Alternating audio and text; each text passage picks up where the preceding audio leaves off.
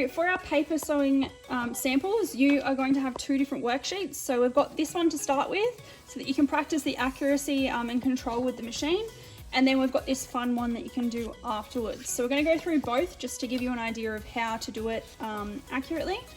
So the first thing you need to do is make sure that your needle is directly in line, centered in your on your presser foot. So you need it to be centered.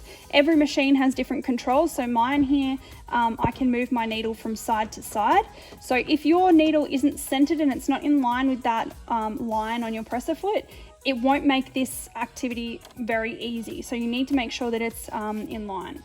So what we're going to do is we're actually going to line up that line on our presser foot with the line that's on our piece of paper. So there's no need to go backwards and forwards or reverse at this stage. You're just going to mark it with the needle on your machine. You don't need to thread your machine for this activity. It's just using the needle. So the bobbin can still be in the machine, just no threads. So we're going to line up that line with the line that's on our piece of paper. You'll know if your needle is not in the center because it will be stitching off to the side. So we just want to go slow and just make sure that it is directly over the line. I'm going to go right to the end, and then you should be able to see your holes directly over the line where you've stitched. So you'll have to do those other two lines. We're going to move on to the zigzag.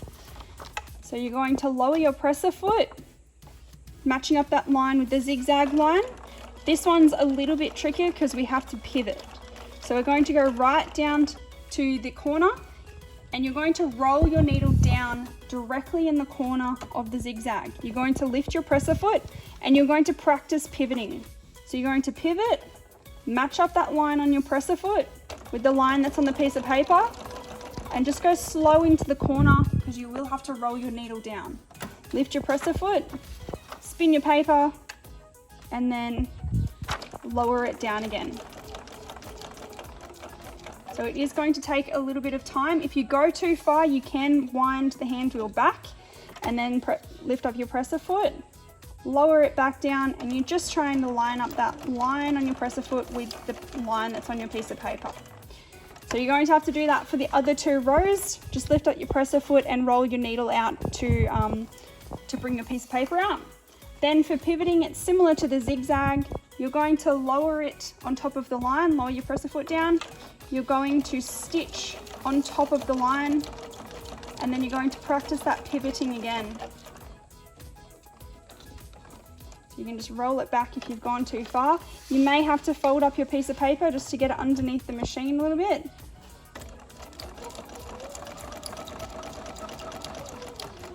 So the idea is to go really slow so that you can see where your needle is going. Okay, same thing for the square. Similar to pivoting, it's just going around in a square. And then for your circle, you're going to line up, this is the trickiest one, you're going to line up the line the whole way around. So you will need to go quite slow for this. It is tricky. So just spin your piece of paper with your fingers and sort of guide it with your other hand. And you're just trying to match it up the best you can. So you need to go all the way around. And if you're having trouble with it, just go slower. Okay, and then once you're done, you should be able to see the lines through the paper and your holes from your needle on top of those lines. It should be really accurate and on the lines. Okay. Ready? All right, for this one, we are going to match up the line on our presser foot with the dotted line that's on our piece of paper. Okay, so this one's a little bit more fun than the other one, but you're just going to have to make sure that you pivot in the corners again, and we'll show you what you do with the other parts of the paper. So you're going to roll your needle down in the corner, bend your paper a little bit, and you're going to go back across. Roll your needle down, pivot again. So there's going to be a lot of pivoting again. And when you get to the crossing, you're going to stop. You're going to lift up your presser foot and slide your paper through so that you're not sewing through the crossing. Then you're going to start on the other side, go right into the corner, roll your needle down,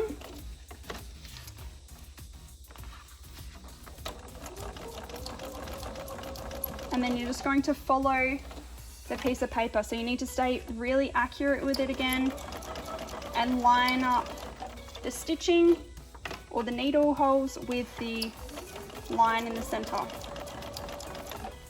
So make sure that when you get to these crossings, you stop, pull your needle up. If it's not, lift your presser foot and then start on the other side.